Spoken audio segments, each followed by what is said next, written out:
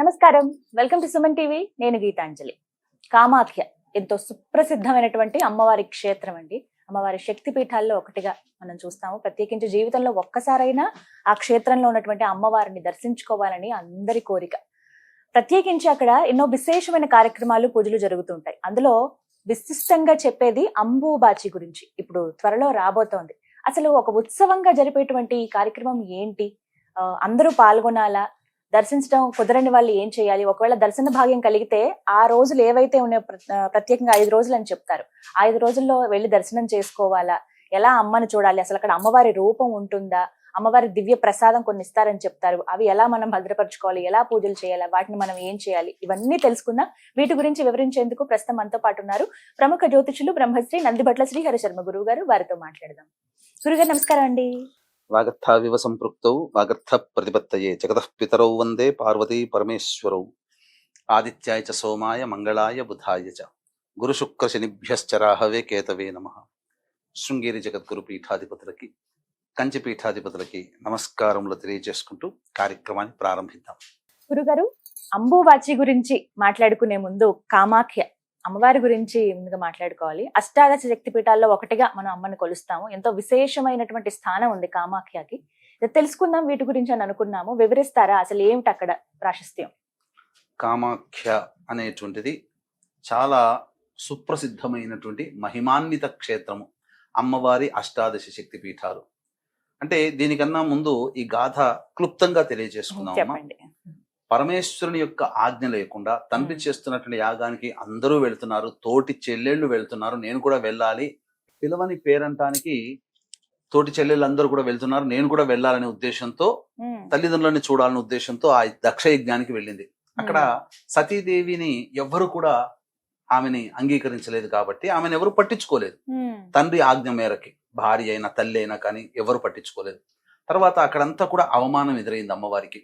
తర్వాత అప్పుడు నాకు బుద్ధి వచ్చింది, నా భర్త చెప్పినా వినకుండా కూడా నేను వచ్చాను, చెప్పి నా భర్తకి నేను మొహం చూపించుకోవాలని చెప్పి అమ్మవారు యోగాగ్ని రగిలింప చేసుకుని తన శరీరాన్ని విడిచిపెట్టింది. ఎప్పుడైతే అమ్మవారు విగత జీవులయ్యారని తెలిసిందో పరమేశ్వరుడు క్రోధాగ్ని జ్వాలతో ఆక్రోశంతో ఉండి తన జటాజూటము నుంచి ఒక పాయని తీసి వీరభద్రుని సృష్టించాడు. ఎందుకు సృష్టించడం జరిగింది? దక్ష యజ్ఞ సంహారము కాబట్టి దక్షుని సంహరించాలి, ఆ యజ్ఞాన్ని నాశనం చేయాలి అనే ఉద్దేశంతో ఆ వీరభద్రుడు పరివారంతో వెళ్లి మొత్తం కనబడ్డ వాళ్ళందరినీ కూడా కొట్టడం జరిగింది, అంత హింసించడం జరిగింది. అప్పుడు అందులో మనకు ప్రధానంగా సూర్యచంద్రులు కనిపిస్తారు మనకు. ఈ సూర్యుడి చంద్రుల్లో సూర్యుని దవడలు పగలగొడతాడు, అందుకే సూర్యుడికి దవడలు ఉండవు. అందుకే బాగా ఉడకబెట్టినటువంటి పాయసాన్ని నైవేద్యంగా పెడతాం. ఆ రోజు నుంచి సూర్యుడికి దవడలు ఉండవు. ఇక తర్వాత చంద్రుడికి బాగా కొట్టిన తర్వాత ఒళ్ళంతా రక్తసిక్తం అయితే ఈశ్వరుని ఉపాసన చేసిన రోజు అమావాస్య సోమవారం అయింది కాబట్టి సోమవతి అమావాస్య ఆ రోజు నుంచి వచ్చింది. ఇక ఇక్కడ మనం చూసుకుంటే దక్షుని సంహరించిన తర్వాత ఆ అమ్మవారు ఆ శరీరాన్ని చూసి బాధపడి విలయతాండవం చేస్తూ అమ్మవారి శరీరాన్ని భుజాన వేసుకొని ప్రళయకాల రుద్రుని వల్లే విలయతాండవం చేస్తూ వెళుతూ ఉంటుంటే ఇక అమ్మవారి శరీరము ఆ భుజాన ఉన్నంత వరకు పరమేశ్వరుడు దారికి రాడు అని చెప్పి గ్రహించినటువంటి దేవతలందరూ కూడా విష్ణుమూర్తిని వేడుకుంటే విష్ణుమూర్తి తన సుదర్శన చక్రముతో అమ్మవారి భాగాలన్నింటినీ కూడా ఖండఖండాలుగా చేయడం జరిగింది. అవి ఈ భూమండలంలో ఒక్కొక్క ప్రదేశంలో పడినటువంటిది. అందున ప్రధానంగా సృష్టికి మూలాధారము మూలస్థానం అయినటువంటి స్త్రీ సంబంధించినటువంటి యోని పీఠము అక్కడ పడింది. ఆ పడగానే ఆ పర్వతం అంతా నీలంగా మారిపోయిందట, అందుకనే దానికి నీలాచలము అనేటువంటి పేరు. అక్కడే బ్రహ్మపుత్ర నది కూడా ప్రవహిస్తూ ఉంటుంది. కాబట్టి ఇది చాలా శక్తివంతమైనటువంటిది. ఎందుకనంటే ప్రధానంగా శక్తి కేంద్రాలు స్త్రీకి పురుషుడికి చూసుకుంటే శక్తి కేంద్రాలు సంబంధించినటువంటి ఆ ప్రదేశం అక్కడ పడినటువంటి కారణం చేత అది మహాశక్తి పీఠముగా పేర్కొనబడినది. అక్కడ ఇప్పటి వరకు కూడా చాలా విశేషమైనటువంటి పూజాది కార్యక్రమాలు, జంతు బలులు, ఒకప్పుడు నరబలులు కూడా ఇచ్చేవాళ్ళట. ఇప్పటికీ కూడాను తామసమైనటువంటి తాంత్రిక విధానాలు పంచమకారాలతో పూజలు జరిపే ఏకైక సిద్ధక్షేత్రము ఈ యొక్క సంబంధించినటువంటి కామాఖ్య. మనము బాహుబలిలో చూసాము మాహిష్మతి నగరం అని చెప్పి వస్తుంది కదా, అసలు ఆ అమ్మవారి క్షేత్రం ఉన్నదంతా కూడా మాహిష్మతి నగరంలో. ఈ మాహిష్మతి నగరాన్ని నరకాసురుడు పరిపాలించాడు. ఇది సత్యభామ కృష్ణుడికి సంబంధించిన నరకాసుర వధ ఉంటుంది కదా, ఆ నరకాసుడు ఈ అమ్మవారిని విశేషంగా పూజ చేసి అనేకమైన శక్తులు పొందాడు కాబట్టే ఆ నరకాసుని సంహరించడానికి సాక్షాత్తు విష్ణువే అవతరించాల్సినటువంటి పరిస్థితి ఏర్పడింది. కాబట్టి ఇంతటి మహా విశిష్టమైనటువంటిది. ప్రధానంగా ప్రతి స్త్రీకి కూడా ప్రతి మాసములో ఋతుమతి అయినట్టుగా అమ్మవారు సంవత్సరంలో ఒక్కసారి ఋతుమతి అవుతుంటుంది.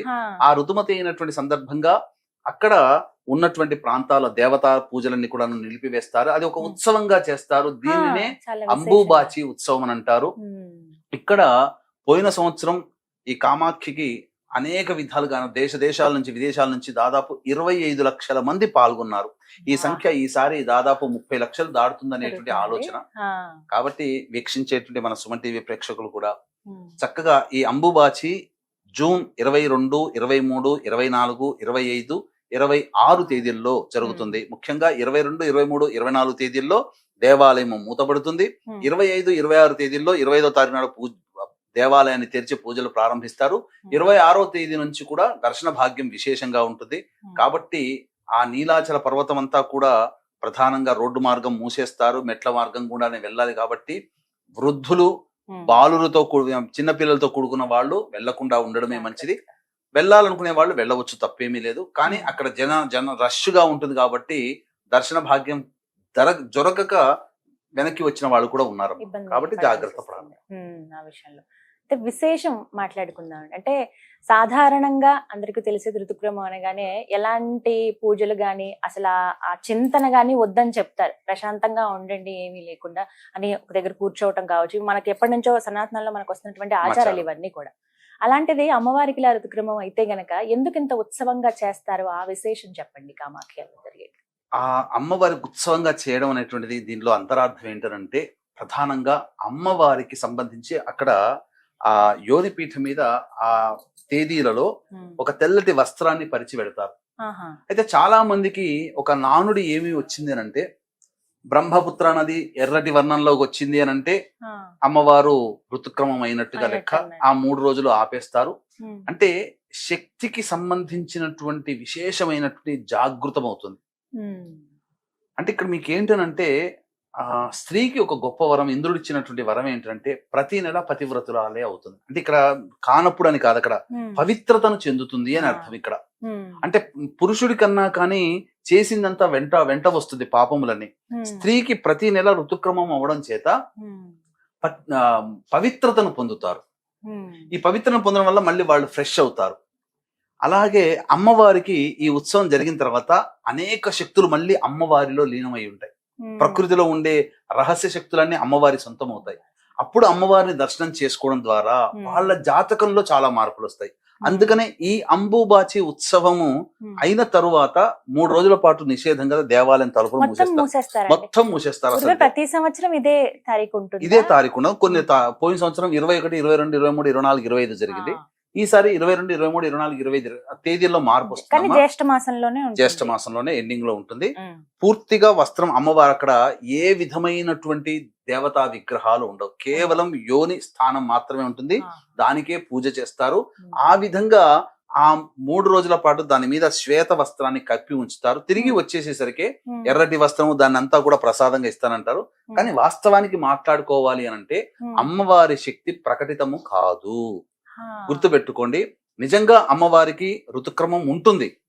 కానీ ఎప్పుడైతే 3 రోజులైన తర్వాత మానవుడు ప్రవేశం చేస్తాడో, అది అర్చకులైనా ఇంకెవరైనా ప్రవేశం చేయగానే ఆ శక్తి అంతర్ధానం అయిపోతుంది. కానీ ఆ శక్తి ఉంటుంది. కానీ ఆ కనిపించేటువంటి ప్రత్యక్షంగా కనిపించే ఎరుపు వర్ణం మాత్రం ఉండదు. ఇది వాడుకలోకి పట్టుకొని వచ్చారు. కాకపోతే చాలా మంది వీక్షించేటువంటి ప్రేక్షకులు అటువంటి అమ్మవారికి సంబంధించినటువంటి వస్త్రాన్ని చక్కగా తీసుకోవాలనే కోరిక ఉంటుంది. ఇస్తారమ్మా, ఇస్తారు. ఆ పూజారులు ఇస్తారమ్మా, చిన్న ముక్కమ్మ ఇంత ఇస్తారమ్మా. అది ఏ రంగులో ఉంటుంది? అది ఎరుపు వర్ణంలో ఉంటుంది. అయితే చుట్టుపక్కల అమ్మేటువంటి కూడా ఈ వస్త్రం అని చెప్పి ఇస్తారు, కానీ అది కాదమ్మా, అదంతా కూడా నకిలీలే. ఒరిజినల్ కావాలంటే ఆలయ పూజారులు మాత్రమే ఇవ్వగలరు. మరి ఇన్ని లక్షల మందికి ఎంత పెద్ద వస్త్రం అయితే సరిపోతుంది? కాదమ్మా. కాబట్టి దీన్ని దృష్టిలో పెట్టుకొని మనకు అది నిజంగా ఒరిజినల్ గా దొరికింది, అది కొద్ది మంది విఐపీలకి మాత్రమే దొరుకుతుంది. సామాన్య మానవులకి దొరకడం ఎంతో, అమ్మవారి అనుగ్రహం ఎంతో ఉంటే తప్ప సామాన్యులకు దొరకదు. కాబట్టి అమ్మవారి అనుగ్రహాన్ని పొందే ప్రయత్నం చేయాలి. అంటే విఐపీలకి మాత్రమే అమ్మవారు కనిపిస్తుందానంటే వాళ్ళు ఎక్కువగా వాళ్ళని పూజలని సంతృప్తి పరిచి వాళ్ళ దగ్గర ఉన్నది తీసుకోగలుగుతారు. అది అంతే తప్ప అమ్మవారి అనుగ్రహం కాదు. ఇక్కడ ఆ యొక్క తీసుకురాబడినటువంటి వస్త్రం గనక ఎవరింట్లోనైతే ఉంటుందో ఇంట్లో ఉన్నటువంటి నకారాత్మకమైనటువంటి శక్తి దూరం అవుతుంది. ఫస్ట్ ఆఫ్ ఆల్ వాళ్ళ ఇంట్లో జాతక చక్రంలో వాళ్ళ ద్వారా ఉండేటువంటి మార్పులు జరుగుతాయి. ఇప్పటికీ నా అనుభవంలో నా చుట్టుపక్కల కొంతమంది నాకు ప్రత్యేకమైనటువంటి కొంతమంది ఉన్నారమ్మా. వాళ్ళు ఆ అమ్మవారికి సంబంధించినటువంటి ఇంత వస్త్రాన్ని తెచ్చుకుంటారు, పాకెట్ లో పెట్టుకుంటారు, లేదా ఇంట్లో పూజ చేస్తారు. వాళ్ళలో చాలా మార్పులు వచ్చాయమ్మా. అనేక రకాలైనటువంటి శత్రు భయాలు పోయాయి. కోర్టు కేసుల్లో వాళ్ళు విజయాన్ని పొందిన వాళ్ళు ఉన్నారు. భూ సంబంధమైనటువంటి సమస్యలన్నీ కూడా తొలగిపోయినటువంటి సందర్భాలు ఉన్నాయి. దీనికి పూజ చేసుకునేటువంటి విధానం కూడా ఆ అమ్మవారి వస్త్రాన్ని ఒక చక్కటి చెక్కపెట్టెలో పెట్టి ప్రతిరోజు తీసి ఆ చెక్కపెట్టెలో ఆ అమ్మవారి వస్త్రానికి పూలు అలంకరణ చేసి ధూపదీప నైవేద్యాలు ఇచ్చి మళ్ళీ పెట్టుకోవచ్చు. పూజా మందిరంలో పెట్టుకోవచ్చు, లేదా పాకెట్ లో పెట్టుకోవచ్చు, బ్యాగ్ లో పెట్టుకోవచ్చు. ఇలా చేసుకోవచ్చు. కానీ పవిత్రంగా చూసుకోవాలి దాన్ని. ఆ విధంగా చేసుకున్నట్లయితే అమ్మవారి శక్తి అంటే దాని అర్థం ఏంటంటే, మనకు ఒకటే మాటలో చెప్పాలి అని అంటే, ఋతుమతి అయిన స్త్రీ 4వ రోజు మరియు 5వ రోజు పవిత్రతను పొందుతుంది, శక్తిని పొందుతుందో అదే విధంగా అమ్మవారు కూడా ఋతుమతి అవుతారు. అమ్మవారికి సంబంధించినటువంటి అనేక శక్తులు, దివ్య శక్తులు ఆ 4 లేదా 5వ రోజు ప్రకటితమవుతుంది. దాన్ని ఆ విధంగా అమ్మవారిని దర్శించడం ద్వారా చాలా దోషాలు తొలగిపోతాయనే భావనతో అందరూ కూడా ఆ ఉత్సవంగా వెళ్తారు. ఆ ఉత్సవం జరిగేటువంటి ఆ 5 రోజుల పాటు కూడా గుడి మూసివేసినప్పటికీ కూడా గుడి ప్రాంగణంలో చక్కగా కూర్చొని ఆధ్యాత్మికమైనటువంటి గురువులు వస్తారు, తాంత్రిక పరమైనటువంటి గురువులు వస్తారు. వాళ్ళు చేసేటువంటి పూజలు కావచ్చు గాక, ఆధ్యాత్మిక విజ్ఞానం కావచ్చు గాక, తంత్ర విజ్ఞానం కావచ్చు గాక, తద్వారా ఎన్నో గొప్ప గొప్ప విషయాలను తెలుసుకునే అవకాశం ఆ సందర్భంగా అంబుబాజీ ఉత్సవ రూపంలో అక్కడికి వచ్చినటువంటి వాళ్ళ ద్వారా మనం తెలుసుకోవచ్చు. అన్నిటికంటే మించి ప్రధానంగా అక్కడ విశేషమైనటువంటి తాంత్రిక పూజలు జరుగుతాయి. అక్కడ సిద్ధించుకున్న వాళ్ళు కూడా ఉన్నారు. భగవంతుడు అవకాశం ఇస్తే భవిష్యత్తులో అక్కడ అట్లా మంచి కార్యక్రమాలు చేయాలనేటువంటి ఉద్దేశం కూడా ఉందమ్మా. అయితే ఇప్పుడున్నటువంటి ఈ వారాహి నవరాత్రుల సందర్భంగా 9 నవరాత్రుల పాటు మన పీఠం ఆధ్వర్యంలో చక్కగా ఈ కార్యక్రమాలు జరిపించి జూలై 4వ తారీఖు రోజున, ఆఖరి రోజున 9 వారాహి అమ్మవార్ల యొక్క పూజాది కార్యక్రమాలు వీక్షిస్తున్నటువంటి ప్రేక్షకుల గోతనామాలతో జరిపించి శక్తిపాతం చేయబడినటువంటి శంకరంగలి మాలని ఇవ్వడం జరుగుతుంది. కాబట్టి అవకాశం ఉన్న వాళ్ళు కార్యక్రమ తదనంతరం కాంటాక్ట్ చేసి జూలై 4వ తారీఖు రోజు జరిపేటువంటి కార్యక్రమంలో మీ గోతనామాలు నమోదు చేసుకోవచ్చు. చివరిగా ఒక ప్రశ్న గురువు గారు, మరి ఇట్లా ఉత్సవం జరుగుతోంది, చాలా మందికి దర్శన భాగ్యం కలగకపోవచ్చు, కానీ అమ్మవారికి విపరీతమైన భక్తులుగా ఉంటారు. ప్రత్యేకించి పురుషుల గురించి మాట్లాడితే వారు ఏమైనా నియమాలంటే ఏమైనా పాటించాలా ఈ ఉత్సవం జరిగేటువంటి ఈ రోజుల్లో? శ్లోకం చెప్తానమ్మా, తప్పకుండా. యాదేవి సర్వభూతేషు మాతృరూపేణ సంస్థిత నమస్తస్యే నమస్తస్యే నమస్తస్యే నమో నమః. ఈ యొక్క సర్వ జగత్తులో కూడా ప్రతి స్త్రీని కూడా మాతృ రూపంలో చూడమని చెప్పబడి ఉంది.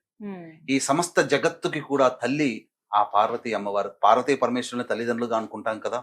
మరి ఆ తల్లికి సంబంధించినటువంటివి ఋతుమతి అయినప్పుడు ఆ సందర్భంలో ప్రతి స్త్రీలో కూడా అమ్మవారు ప్రవేశిస్తుంది. కాబట్టి ప్రతి స్త్రీని కూడా తల్లినైనా, భార్యనైనా, చెల్లినైనా, కూతురునైనా ప్రేమ ఆప్యాయతతో చూడాలి. కామ రూపముతో ఏ స్త్రీని చూడకూడదు. పురుషుడు వీక్షించేటువంటి ప్రేక్షకుల్లో మరీ ముఖ్యంగా పురుషులు ఆ 5 రోజుల పాటు దాంపత్య జీవితాన్ని విడిచి బ్రహ్మచర్య వ్రతాన్ని ఆచరించాలి. ప్రతి పురుషుడు, ప్రతి స్త్రీ కూడా ఎక్కడో అమ్మవారు అక్కడ అవుతుందని కాదు, ప్రతి ఇంట్లో కూడా ఆ శక్తి మన ఇంట్లోనే ఉంది, మన తల్లి రూపంలోనే ఉంది, మన భార్య రూపంలోనే ఉంది, మన చెల్లి రూపంలోనే ఉంది, మన అక్కల రూపంలో ఉంది, మన కూతుళ్ళ రూపంలో ఉంది, మన తోట పనిచేసేటువంటి సహోద్యోగినిల రూపంలో ఉంది, మన ఇంటి చుట్టుపక్కల ఉన్న ఆడవాళ్ల రూపంలో ఉంది.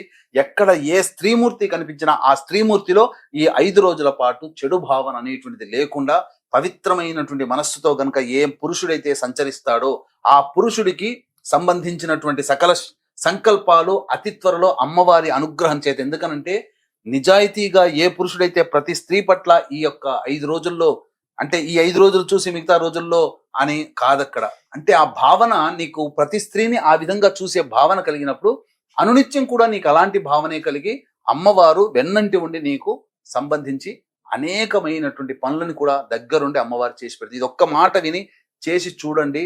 ఖచ్చితంగా మీ ఇంట్లో ప్రతి పురుషుడు ఎదుర్కొనే సమస్య నుంచి ఆ పురుషుడు బయటపడతాడని చెప్పడంలో ఏమాత్రం సందేహం లేదు. చక్కగా వివరించారు గురువుగారు, ధన్యవాదాలండి. సర్వం శ్రీ ఉమామహేశ్వర పరబ్రహ్మార్పణమస్తు.